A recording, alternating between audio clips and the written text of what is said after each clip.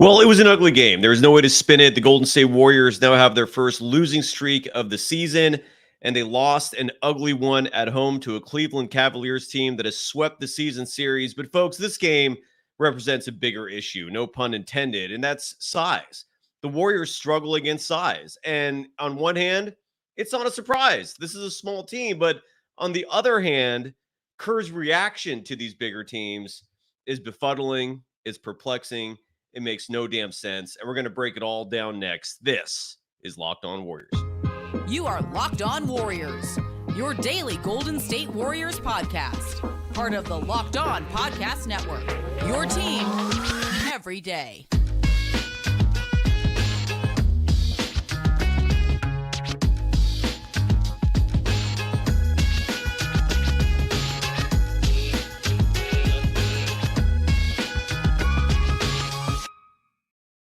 Thank you for making Locked On Warriors your first listen every day. We're free and available wherever you get podcasts and on YouTube. We're part of the Locked On Podcast Network, your team every day. Today's episode is brought to you by PrizePicks, the easiest and most easiest way to play daily fantasy sports. Go to prizepicks.com/LockedOnNBA and use the code, all lowercase, LockedOnNBA for a first deposit match up to $100. You can follow me, Cyrus Saatsaz, on Threads at Dog Wild. This program is available either on Twitter at Locked On Dubs or also on Threads at Locked On Warriors. And speaking of the Warriors, this was an ugly game, folks. They lost the season series 2-0 to the Cleveland Cavaliers, dropping this one a final score of 118-110, a game that they won the first quarter. Things looked good early. And then somewhere around the middle of the second quarter, all of a sudden you saw this Cleveland team that's bigger, that looked hungry tonight, slowly pull away. Then the Warriors came back in the third quarter and made a game of it again. Then we saw that bizarre, baffling sequence with the officials, with Draymond Green. I guess let's just start there real fast, just to get this out of the way, because it's NBA officials should not make it this obvious that they have a clear-cut bias against Draymond Green. When you look at the play in terms of the sequence, chronologically speaking, Draymond gives Donovan Mitchell a shove. All right, this was after a bucket made. Who knows what caused that? There's probably some frustration going on. Refs don't notice it, or if they did, they didn't blow the whistle. And then play later, Donovan Mitchell just literally walks up or jogs up to Draymond Green and just throws his body into him. Just literally makes body contact, does a physical shove with his torso. Blatant, obvious foul. They go to the replay on that.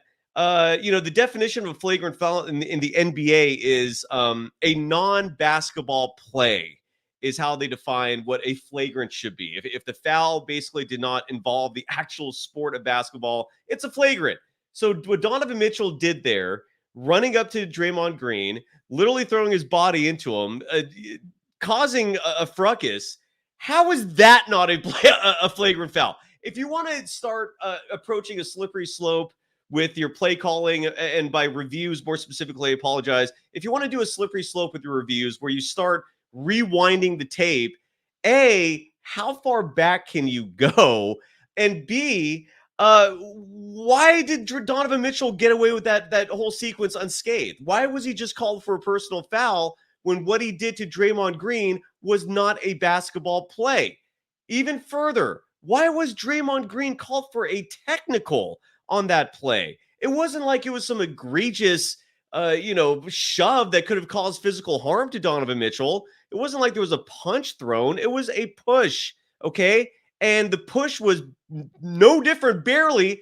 The difference was subtle at best between what Draymond Green did to Donovan after that scoring play and then what Donovan did to Draymond. Yet you call this second tech on Draymond, making a profound difference in this game. Yet you let Donovan Mitchell slide with just a personal foul.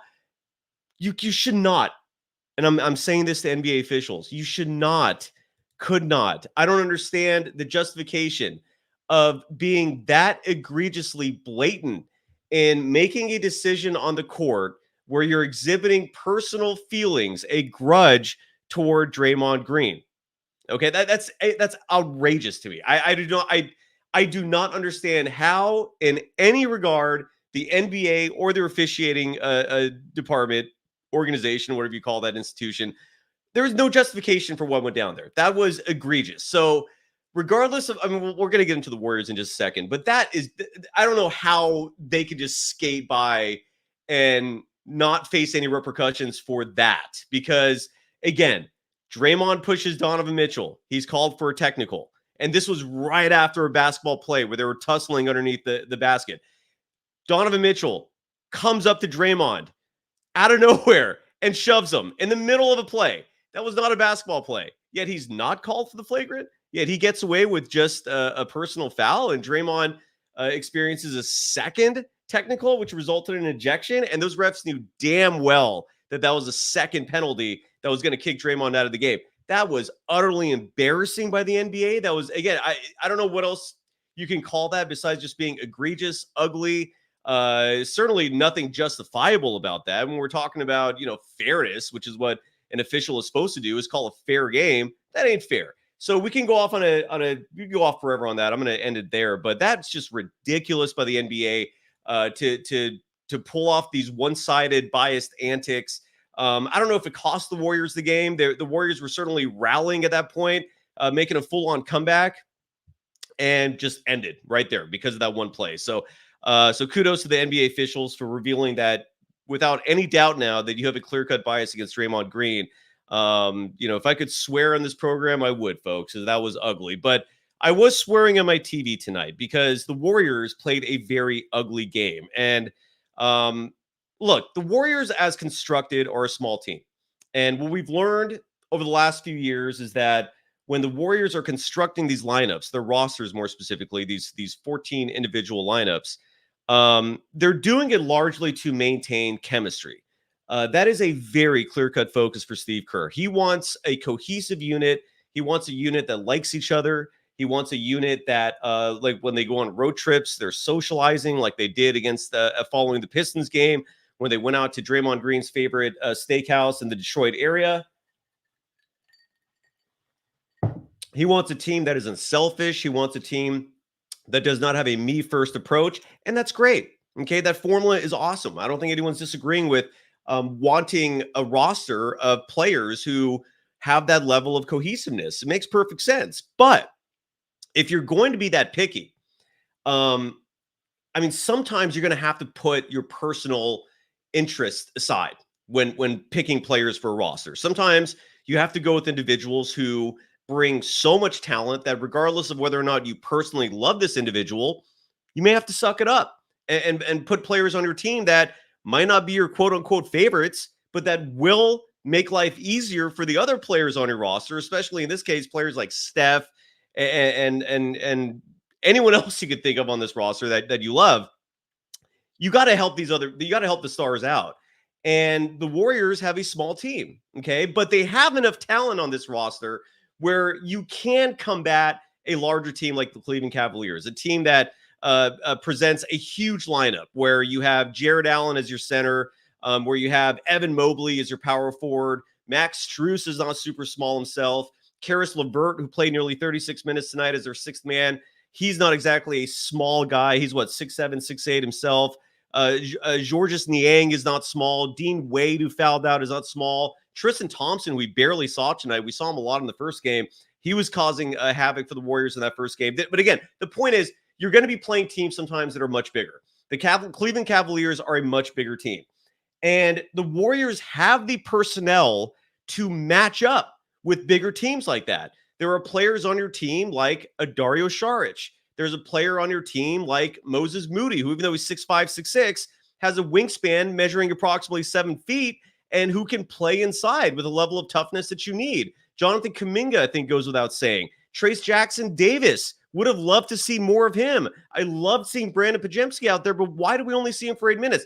The point is, there are bigger players on this roster. I'm still waiting to see Usman Garuba play his first minutes for this team. I don't know why a year ago, Steve Kerr had no problems playing a certain individual who's now on the Cavaliers, not wearing clothes tonight. And then also Anthony Lamb had no problems playing these two guys last year as two-way players. Usman Garuba, who's 6'8", who can actually help in the rebounding department, who can help with defense. We haven't yet to see him this year.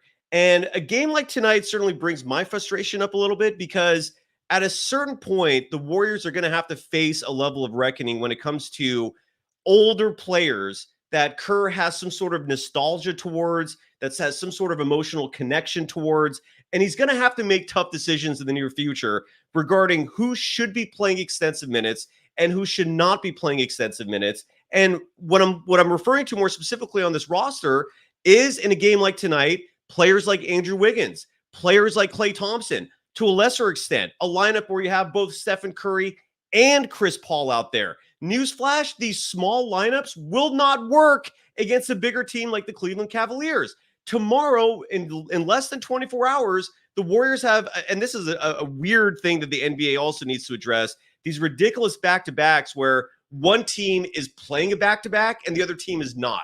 Why are you setting up the schedule so that the Minnesota Timberwolves have a clear, blatant advantage by coming into Chase Center tomorrow rested, while the Golden State Warriors have to play the second half of a back-to-back? Why can you not set your schedule up? And they did this in the pandemic when they came back from the delay because of all the games that had to get canceled. They eventually go to the bubble, but they set it up then where back-to-backs were scheduled so every team was doing it equally. If I remember correctly, the 2020 schedule, so for example, if the Warriors and the Timberwolves were going to play back-to-back, they were playing it together, meaning they played 2 games in a row, and the second back-to-back, they were both experiencing. So there's zero competitive advantage experienced by the other side. And I do not understand, I know this is a total side note, but why are the Golden State Warriors playing a game tomorrow, the second half of a back-to-back, clear competitive disadvantage on their part, while the Minnesota Timberwolves get a day off and they come in tomorrow more rested?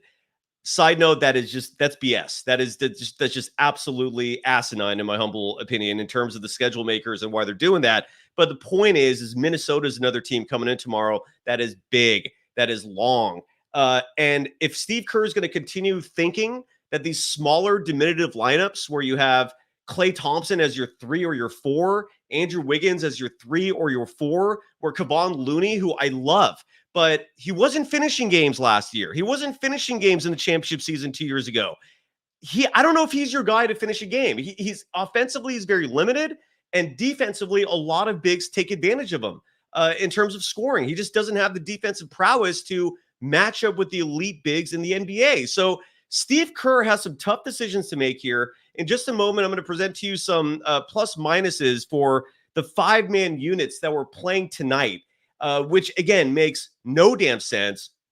And I really hope that we see players who are bigger, whether that means Kuminga, whether that means Trace Jackson-Davis. I keep bringing up Brandon Podziemski because even though he's a 6'4", 6'5" point guard, the dude can rebound. You saw it tonight. He can scrap and get in there. He doesn't get pushed around. He's a smart, strong individual. Steve Kerr has to do something about this because the Warriors got bullied tonight. The Warriors were clearly the smaller team. The eye test showed that. The stats I'm going to present to you in just a moment show that. And I really hope that Steve Kerr starts making adjustments when it comes to his roster, because if he's going to live and die this year with Wiggins and Klay, if he's going to live and die this year with Chris Paul and Steph playing extensive minutes together, this team ain't winning shit. I'm sorry for swearing. It slipped. I'm that frustrated. This team is not winning a championship if you're seeing a lot of important minutes down the stretch featuring Steph, Chris Paul, Wiggins, and Klay out there together. And then if you add Draymond Green as your 5th to make him your small ball center, they're going to get killed this year. It is not going to work. You have a lot of players on this roster who are ready for bigger minutes, who are ready for a bigger run, who are ready for a bigger responsibility. And tonight was a clear-cut example, as the Warriors have now lost 2 games in a row, of why Kerr needs to be a little more open-minded when he's looking at his roster of players and deciding who is going to play against the bigger teams in the NBA. The small ball stuff can fly against certain teams. It clearly can't fly against Cleveland. It didn't fly against Denver. I don't think it's going to fly against Minnesota, who's another huge team coming in tomorrow. And we'll see what happens. But I personally do not agree with it. I don't like it. And I think the results that you're seeing show for that. When we come back, I'm going to read to you some of the 5-man lineups that Kerr employed tonight and read to you their plus minus to explain why it doesn't work. Plus minus is a subjective stat. It is not subjective when you have 5 individual lineups out there. It is very representative of the objective reality you're seeing when it comes to plus minus of 5 people, okay? Because you're not singling any individuals out at that point. That is your collective unit. Got to give some love first, though, to PrizePicks, one of the longtime sponsors of the Locked On Podcast Network. And again, PrizePicks is all about daily fantasy made easy, right? It's not your traditional gambling website. It's all about individuals and whether they're going to score more or less than a certain amount, whether they're going to grab more or less than a certain number of rebounds, whether they're going to dish out more or less than a certain amount of assists. And you decide, are they going to do more or less than those amounts? And you got to pick a minimum of 2 players to succeed, maximum of 6 players. If you get all 6 players right, you can win up to 25 times your money. It is absolutely incredible. And the selections can vary. You could, for example, select that Stephen Curry is going to score more than 29 points, let's say, and then maybe Damian Lillard is going to score more than 4 3-pointers in a game. Those are the types of picks you can make.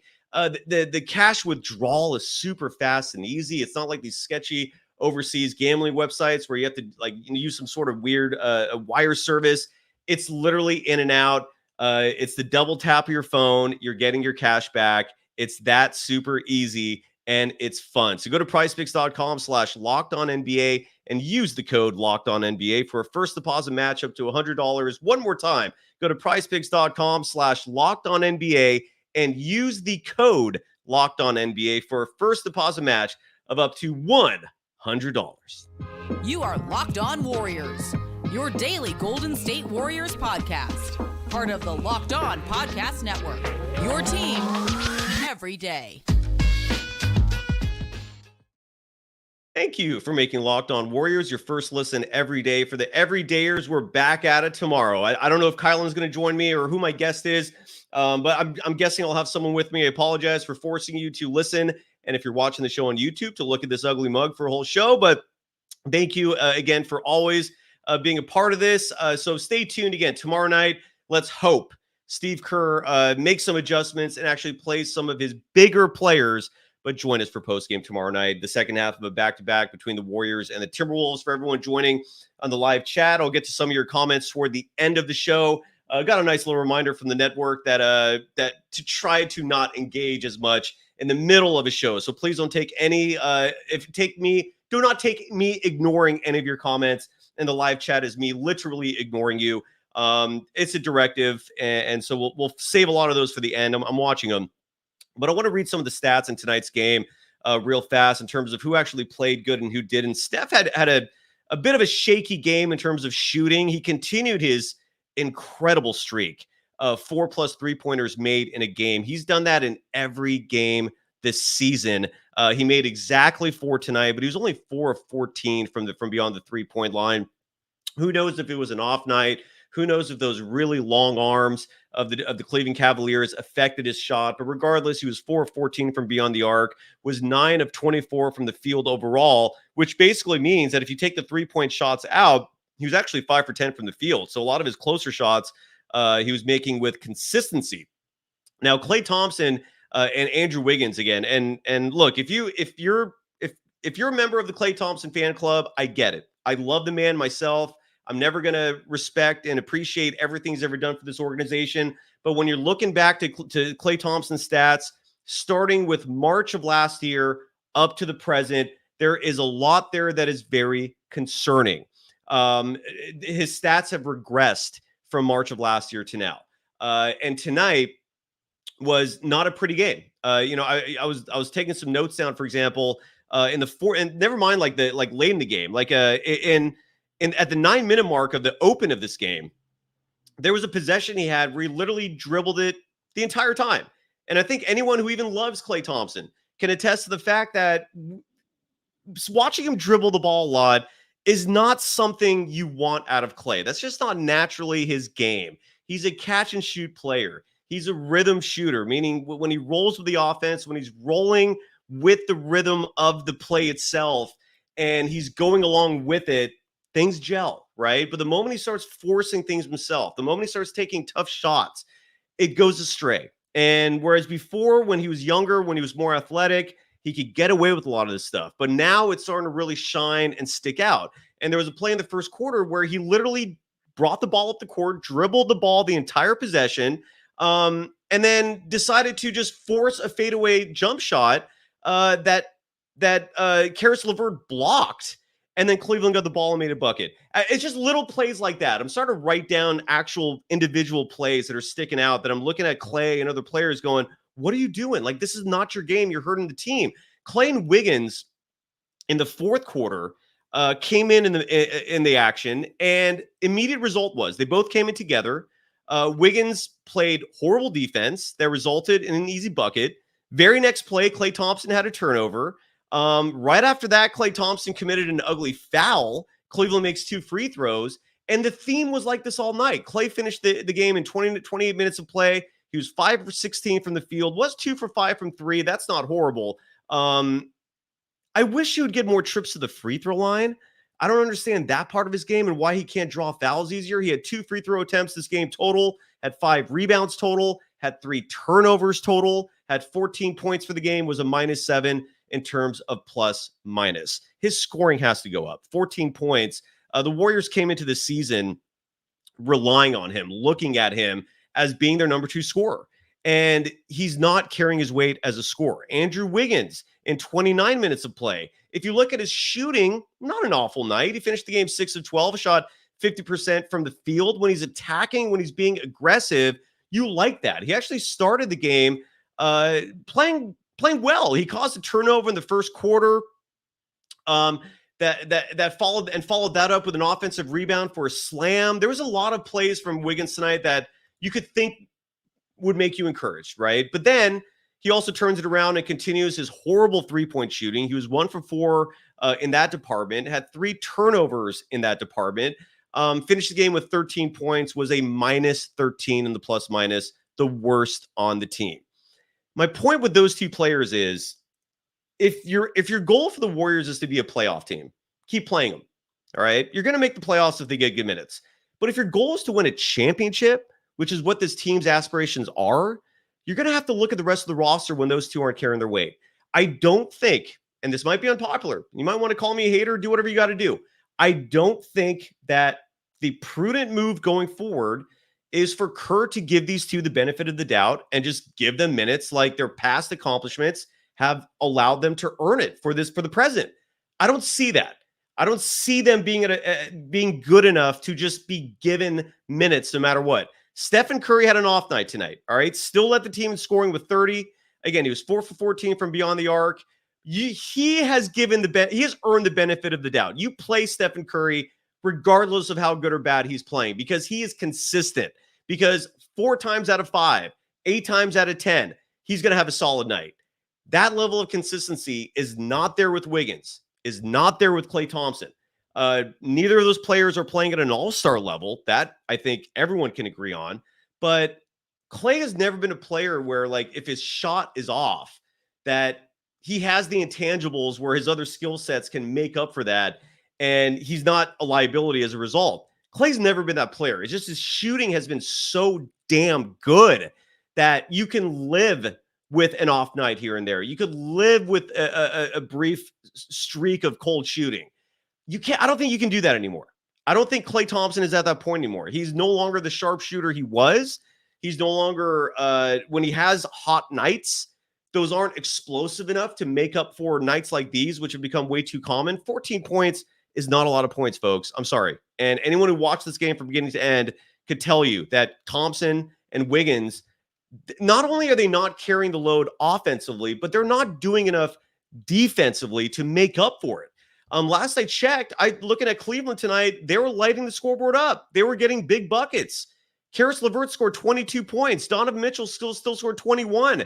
Darius Garland still had 19. Those are the guys that Klay and Wiggins are supposed to be defending. And if they're still having good nights, you're in trouble. You're in huge trouble.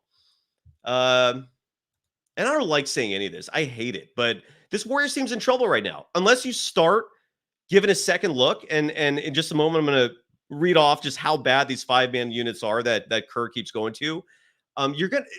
This is not a championship squad presently constructed. You're going to have to make some changes. Got to give some love real fast to Jase Medical. And Jase Medical, again, another relatively now longtime sponsor of the program. Where's the graphic? Right here. There we go.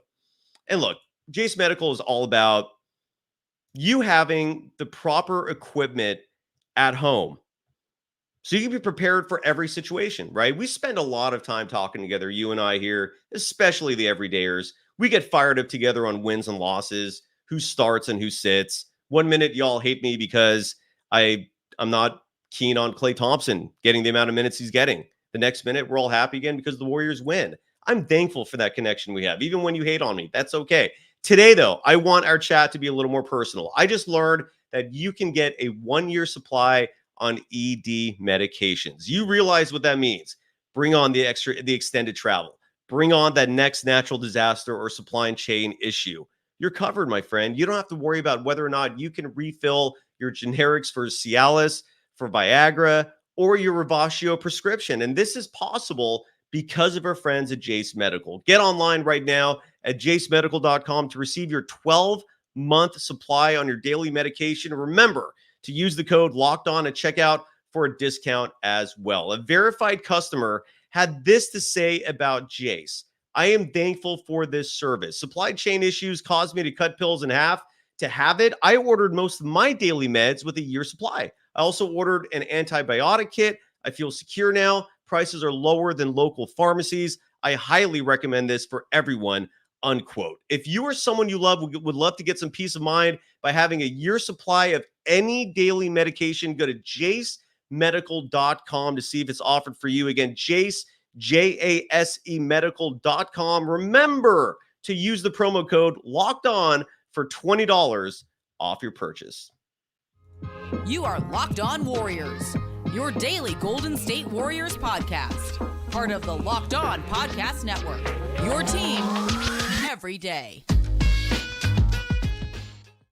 Thank you for making Locked On Warriors your first listen every day. We're free and available wherever you get podcasts. A friendly reminder, we're back at this live tomorrow for the second half of a home back-to-back.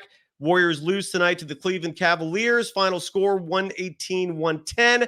And they're right back at it against a red-hot Minnesota Timberwolves team. I'm very curious to see how they look. But right now, I want to hear from Kevon Looney real fast. Some sound is starting to come in, and I'm curious to know what his thoughts are about that Draymond Green ejection that no one seems to make any sense of. Here's Kevon Looney. Did you follow what went on with that review of Draymond getting fouled, and they go back and they see him in a technical foul and get him ejected?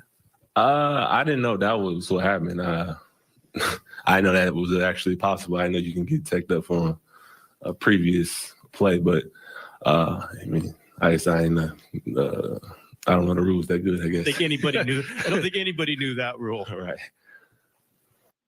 There you go. Yeah, I mean, who the hell did know that rule? That was just absolutely egregious in my humble opinion. Yeah, anyways, that is, if you're a member of Dub Nation and you're frustrated, I don't blame you. That was an ugly, egregious call. There was a lineup out there tonight. This game unraveled for the Warriors in the second quarter, where 1 minute they're leading, 1 minute is a tight back and forth, and then all of a sudden, the Cavaliers blew it open, and they suddenly had, I believe, a 17-point lead in this game, and the Warriors had a lineup out there that resulted in this. And I feel like what's that crazy character in Seinfeld? Crazy Joe DeVola. He's like, Jerry, I got a hair on my tongue. I just had a hair. Anyway, so the lineup that Kerr had out there, which caused problems. And this is the lineup that put the Warriors in that second quarter hole. It was Steph, it was Chris Paul, it was Andrew Wiggins, it was Draymond Green, and it was Kevon Looney. Basically, your OG starting five from the championship team 2 years ago, except you swap out Klay for Chris Paul. Meaning, you get a better ball handler, but you're getting damn small, right? Because your average backcourt height at that point is 6'1". The average age for your backcourt at that point is nearly 37 years of age. And on the year, that lineup is a -2 in terms of plus minus. That number is going to drop after tonight because the stats I had were available before tonight's game. So again, when Steph, Chris Paul, Andrew Wiggins, Draymond Green, and Kevon Looney play together, they are a -2 on the year. Not a huge sample size, largely because of Draymond's injuries. We haven't seen them play all that much this year, but when they have played together, they fall behind. And then Klay Thompson came in for Kevon Looney. And this has been one of Steve Kerr's more favorite lineups I've been noticing. And this is a lineup, again, that is particularly small. This is Stephen Curry, Chris Paul, Klay Thompson to the 3, Andrew Wiggins to the 4. You can swap those two either way. And then Draymond Green as your 6'5", 6'6" center. And that didn't help. Again, the Warriors entered the half, if I'm not mistaken. They were trailing at the half by 16 points. All right. The score at the half was 68-52. First of all, you give up 68 points at the half. That by itself is egregious in terms of your defense. But that lineup on the year, and that's a slightly larger sample size. Again, this is Steph, Chris Paul, Klay Thompson, Andrew Wiggins, and Draymond Green. Collectively, they are a -5 on the year entering tonight. That number is going to go down a little more. Okay. Now, I'm going to be saying this all season long, and I'm sorry if you don't like it, but I've said it before, and I'm going to say it again. Even though the plus minus of Steph and Chris Paul together is pretty good. Entering tonight's game, I think the sample size, they've spent 42 minutes, I believe, on the year. Don't quote me on that minutes number, though. Hold on, let me see if I still have that on my phone, actually. I was doing that research on my phone. Yeah, it's right here. Chris Paul and Stephen Curry, played 114 minutes together. I wasn't even close. But their plus minus on the year is 33. So you would think from that stat, all right, so at least when Steph and Chris Paul are out there together, they're winning. Well, the two things to that is, one, a plus minus on an individual is a very flawed stat. It's highly subjective, and it doesn't get much better when you have two players out there, right? But even though those two playing together in a fairly large sample size, 140 plus minutes, have a plus 33, I don't like it. All right. I don't care. I don't care. I don't care if the plus minus says they're good. I don't want to see it for extensive minutes. This is like the moment Jordan Poole was traded for Chris Paul. And I'm gonna tune to our chat here with a few minutes remaining. The moment Chris Paul was acquired by the Warriors for Jordan Poole, at least my initial thought was, you just acquired a potentially awesome piece for your bench, for your backup squad. You have a legendary Hall of Fame point guard who can hold Jonathan Kuminga's hand and coach him and mentor him, who can get the best out of his old teammate Dario Saric, who can put players like Moody and Gary Payne II in really solid positions of success. What I never envisioned, which we're seeing a lot of this year, as evident by the fact that they play together 142 minutes, is Chris Paul and Stephen Curry playing together. Not a fan of that. And even though, again, the plus minus shows they were plus 33 playing together, right? And that went down after tonight, by the way. So that'll be a revised stat starting tomorrow. You're not a backcourt where your average height is 6'1", a backcourt where your average age is 37. It's not going to win a chip. So Steve Kerr has to really take a look at, I think, big picture in terms of what his strategy is here if he wants to be a championship team. Meaning, do you want to keep running with what you've had in the past? Do you want to keep running with old, tired veterans whose best days, with the exception of Stephen Curry, are behind them? Or do you want to put out there the lineup that is most optimal for success, depending on the matchup? And when you're playing a team like Cleveland that is big, that is long, it ain't going to work with Chris Paul and Steph. Chris Paul, by the way, had a rough night tonight. And we're wrapping up here. I do have to go. Chris Paul, real fast, finished the game with 9 points. He had 3 turnovers, and he was a -12 from plus minus. The Warriors collectively had a bad shooting night. They shot 41% from the field, 34% from beyond the arc. They got killed in the glass tonight. No, they won the rebounding battle. Did they really win? They won the rebounding battle 55-45, incredibly. Points in the paint, they got killed 50-34. But I don't like the Chris Paul Steph thing. I don't know what else to say. Love everyone. We'll be back at this soon. Tomorrow night. And let's hope things turn around. Let's hope Kerr gives Moody and Kuminga and Trace Jackson Davis and Brandon Podziemski some more minutes. I want to see the youngsters. Love you all. Bye-bye.